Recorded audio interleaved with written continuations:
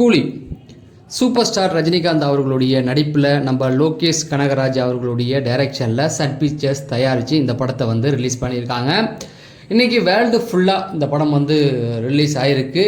இந்த படத்துக்கு வந்து கடந்த ஒரு வருடமாகவே நிறைய ஹைப் ஏற்றி விட்டுட்டே இருந்தாங்க. அதாவது கூலி படம் வரப்போகுது, ஒரு 1000 கோடி அடிக்க போகுது அப்படிங்கிற மாதிரி இந்த படத்துக்கு நிறைய ஹைப்பை ஏற்றி விட்டுட்டு இருந்தாங்க. ரசிகர்களும் பெரிய அளவில் எதிர்பார்த்துக்கிட்டு தான் இருந்தாங்க. சரி, அந்த எதிர்பார்ப்பை இந்த படம் வந்து நிவர்த்தி செய்ததா இல்லையா, இந்த படம் கண்டிப்பாக வந்து 1000 கோடி எடுக்குமா எடுக்காதா அப்படிங்கிறது தான் இந்த வீடியோவில் நம்ம பேச போகிறோம். நீங்கள் இன்னும் நம்ம சேனலை சப்ஸ்கிரைப் பண்ணலன்னா சப்ஸ்கிரைப் பண்ணிடுங்க. வழக்கமாக நம்ம சேனலில் வந்து சினிமா சார்ந்த எல்லா நியூஸ்களையும் ரேண்டமாக கலந்து கொடுப்போம்.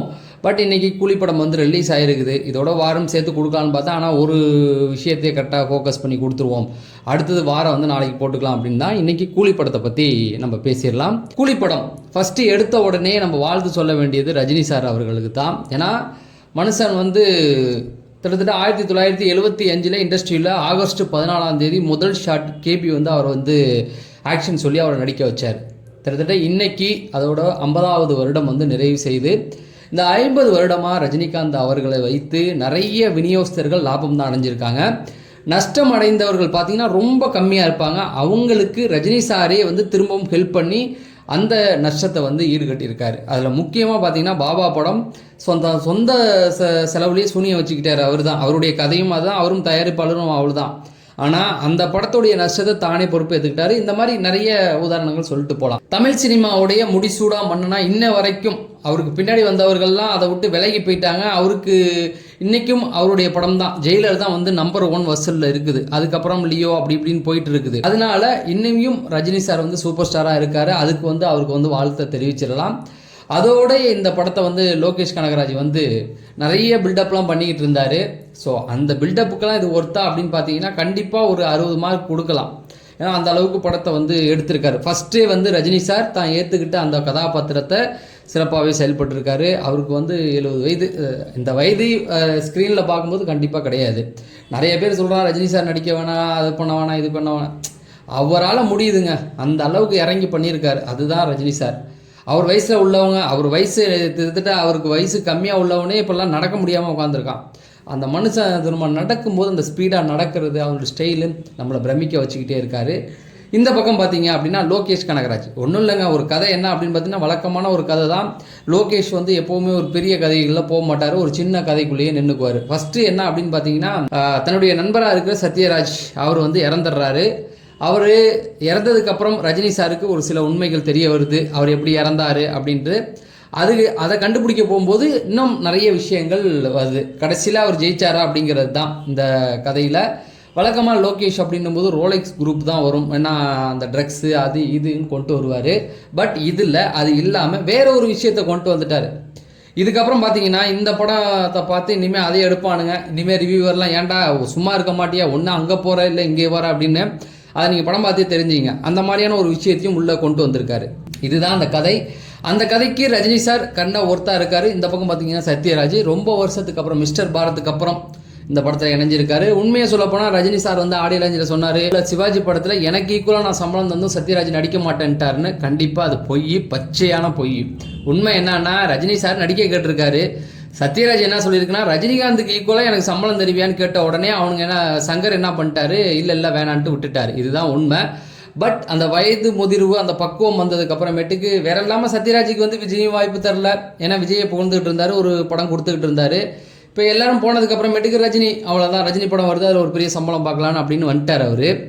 அதில் பார்த்தீங்கன்னா இதில் வந்து அவரை வச்சு தான் அந்த கேரக்டரே மூவ் ஆகுது. பட் அவருக்கு கொடுத்த வேலையை ரொம்ப சிறப்பாகவே அவர் பண்ணிட்டார். அதுக்கப்புறம் ஸ்ருதிஹாசன் கமல் சாருடைய பொண்ணு அப்படிங்கிறத வந்து நிரூபிச்சிட்டாங்க. அதாவது கிளாமர் அது இதெல்லாம் இல்லாமல் ஒரு கேரக்டர் வைஸ் தனக்கு கொடுத்த வேலையை ரொம்ப சிறப்பாகவும் நேர்த்தியாகவும் பண்ணியிருக்காங்க. இதில் வில்லன் நாகார்ஜுனா சும்மா சொல்லக்கூடாது. அந்த வயசு ரஜினி சாருக்கு ஈக்குவலான ஒரு வயது தான். ஆனாலும் ரஜினி சாரை விட அவர் ரொம்ப இளமையாக இருக்கார். வயசு கம்மி தான் கூட கொஞ்சம். அந்த ஸ்டைலிஷான அந்த அவர் ட்ரெஸ்ஸிங் எல்லாமே சூப்பராக இருக்குது. பட் மெயின் வில்லன் கிடையாது. மெயின் வில்லன் அவர் தான். ஆனால் அவரை விட நம்மளை பயன்படுத்துறது ஷோபின் தான். ஏன்னா அந்த அளவுக்கு அவர் மிரட்டியிருக்காரு. இது பிளான் பண்ணி தான் பண்ணதா சொல்கிறாங்க. என்ன அப்படின்னு பார்த்தீங்கன்னா, நாகார்ஜுனா தெலுங்குல பெரிய ஹீரோ. அவர் வந்து இப்போ குபேரா படத்தில் கூட 100% அவர் வில்லனாக காட்டல. ஒரு ஒரு 80% வில்லனாக வர மாதிரி வந்துட்டு அப்புறம் நல்லவனாக இருப்பார். அந்த மாதிரி தான் காமிச்சிருந்தாங்க. அதனால தான், ஏன்னா அவருடைய ரசிகர்கள் அங்கே கோச்சிக்க கூடாதுல்ல, அதனால நாகார்ஜுனா வந்து ரொம்பவும் போட்டு காட்டாமல் இவரை போட்டு வில்லனாக மிரட்டிக்கலாம் அப்படிங்கிற மாதிரி போட்டாங்க. உண்மையாக சொல்ல போனால் அந்த ரோலுக்கு வந்து அவர் ரொம்ப தகுதியானவர் தான். ஏன்னா ஷோபினை பொறுத்த வரைக்கும் படம் பார்க்கும்போது அவரை பிடிச்சி அறையலாம் போலவே தோணும். அந்த அளவுக்கு அவர் தோணுதுன்னா அவர் நல்லா நடிச்சிருக்காருன்னு தானே அர்த்தம். மிரட்டி எடுத்துட்டார். ரஜினி சார் சொன்ன அந்த வார்த்தை தான், அதை பார்த்ததுக்கப்புறம் நானே மிரண்டுட்டேங்கன்னு சொன்னார் இல்லையா, அதுதான் அதை சிறப்பாக பண்ணியிருக்காரு. இந்த பக்கம் அமீர்கானை பொறுத்த வரைக்கும் அவர் வந்து ஒரு கெஸ்ட் ரோல் தான். கெஸ்ட் ரோலை வந்து தன்னால் முடிஞ்ச அளவுக்கும் சிறப்பாக பண்ணியிருக்காரு. உண்மையாக சொல்லப்போனால் ஆடியோ லஞ்சில் கோமாளி மாதிரி சட்டையை கட்டிட்டு வந்து அது ஏதோ பாலிவுட் ஸ்டைல் மாதிரி வந்து உட்காந்துருந்தார். அவருடைய அந்த ரோல் வந்து ஸ்க்ரீனில் வந்து அமீர்கான் தாங்க அந்த அளவுக்கு அந்த ரோலை வந்து எக்ஸ்ட்ராவே பண்ணிட்டாரு அப்படின்னு சொல்லலாம். என்னை பொறுத்த வரைக்கும் சிலர் சொல்கிறாங்க ரோலெக்ஸ்க்கு ஈக்குவல் கிடையாதுன்னு. அதுவும் அவ்வளோதான், அந்த கதைக்கேற்றது தான் அவர் பண்ண முடியும். ரோலெக்ஸை தாண்டின ஒரு கேரக்டர் தான் அது என்னை பொறுத்த வரைக்கும். அதுக்கப்புறமேட்டுக்கு வந்து உபி, அவரும் வந்து கேமியோ தான் பண்ணியிருந்தார். உபேந்திரா அவரை பொறுத்த வரைக்கும் எப்படின்னு பார்த்தீங்கன்னா, ஜெயிலரில் இவர் நடிச்சிருந்தார் இல்லையா, இன்னொருத்தர் கன்னட நடிகர் வந்து சிவராஜா, அவருடைய ரோலை வந்து இது பண்ணுறதுக்கு தான். ஒன்றும் கிடையாதுங்க, இது வந்து கன்னடத்தில் படத்தை ஓட்டுறதுக்கு ஒரு தெரிஞ்ச முகம் வேணும் இல்லையா, அதுதான். இன்னும் ஓப்பனாக உங்களுக்கு சொல்லணும் அப்படின்னா, இத்தனை நடிகர் இந்த ஸ்டார் காஸ்ட்லாம் எதுக்கு அப்படின்னா, இந்த ஜெயிலர், அதுக்கப்புறம் விக்ரம், இதிலெல்லாம் எல்லாத்துலேயும் என்ன பண்ணாங்கன்னா ஒவ்வொரு ஊர்லேயும் பெரிய ஆளுகளை கூட்டு வந்து போட்டாங்கல்ல வியாபாரத்துக்காக, அதுதானே தவிர மற்றபடி ரஜினி, சத்யராஜ் இருக்கட்டும், இந்த பக்கம் ஷவுபின், இவங்களுடைய கேரக்டர் ஓகே தான். மற்றவங்களுடைய கேரக்டர் எல்லாமே வந்து ஒரு வியாபார நோக்கத்தோடு தான் கொண்டு போய் சேர்த்துருக்காங்க. ஏன்னா 1000 கோடி அடிக்கணும்னு. 1000 கோடி அடிக்குமான்னு கேட்டால் கண்டிப்பாக அடிக்கிறதுக்கு நிறைய வாய்ப்புகள் இருக்குது. ஏன்னா படம் ரிலீஸ்க்கு முன்னாடியே இப்போ வரைக்குமே வந்து ஒரு 600 கோடி வந்து வசூல் பண்ணிடுச்சுன்னு சொல்கிறாங்க. சேட்டலைட்டு அது இது ஒவ்வொரு ஸ்டேட்லேயுமே வந்து பார்த்திங்கன்னா இந்த அளவுக்கு ஒரு 600 கோடி வரைக்கும் வந்து 400 கோடி. இந்த படத்தை இப்போ எதிர்த்தாப்புல படம் போடுறதுக்கு வந்து வாய்ப்பே கிடையாது. எதிர்படங்கள் இல்லாதனால இந்த படம் வந்து கண்டிப்பாக போகும்.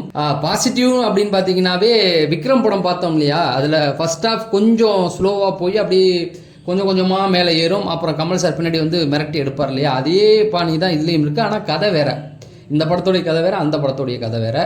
பட் அந்த பாணியை கரெக்டாக யூஸ் பண்ணிக்கிட்டார். ஃபஸ்ட்டு அப்படியே அறிமுகம், ஒவ்வொரு கேரக்டராக இது பண்ணுறது, இது எதுக்காக நடக்குது, இதெல்லாம் காமிச்சிட்டு செகண்ட் ஹாஃபில் வந்து கதையை வேறு பக்கம் கொண்டு போகிறாரு அப்படின்னு சொல்லலாம். ஸோ அது வந்து ஒரு ப்ளஸ் தான். ரெண்டாவது, செகண்ட் ஹாஃப் நல்லா இருந்தாவே படம் வந்து ஹிட்டு அப்படிங்கிறது தான் இந்திய சினிமாவுடைய கணக்கு. அதுக்கப்புறமேட்டுக்கு பார்த்திங்கன்னா ரஜினி சாருடைய அந்த போர்ஷன், இன்னொன்று ஃப்ளாஷ்பேக் போகிறது, அதுவும் வந்து நல்லாவே பண்ணியிருக்கா. அந்த ரோலும் வந்து நல்லாவே வின்டேஜ் டிஎன்ஜி பண்ணியிருக்காங்க. ரஜினி சாருடைய அந்த ரோல் அந்த இதை பார்க்கும்போது அவ்வளோ சூப்பராகவே இருக்குது. சூப்பராகவே அதையும் கொண்டு வந்திருக்காங்க. ஏன்னா லியோ படத்தில் அந்த ஃப்ளாஷ்பேக் தான் சொதப்பி விட்டாங்க இல்லையா, அதை வந்து இந்த வாட்டி லோகேஷ் வந்து எடுத்திருக்காரு. மைனஸ்ன்னு பார்த்தீங்கன்னா ரஜினி சார் படம் மாதிரி கிடையாது இது. ரத்தம் தெறிக்க, சொட்ட ஃபைட்டு, அது இதுன்னு.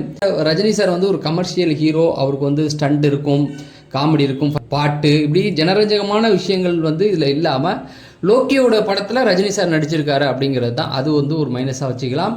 இன்னும் கொஞ்சம் திரைக்கதையில் வந்து மாற்றங்கள் காமிச்சிருக்கலாம். ஏன்னா கொஞ்சம் எல்லாமே நம்மளால் சிந்திக்க முடியுது. அமீர்கான் இந்த ரோல் தான் பண்ணுவார், இவர் அதை தான் பண்ணுவார், அவர் தான் அதை, அப்படி ஒவ்வொருத்தவங்களுடைய ரோலும் நமக்கு தெரிஞ்சிருது அப்படிங்கிறது தான்.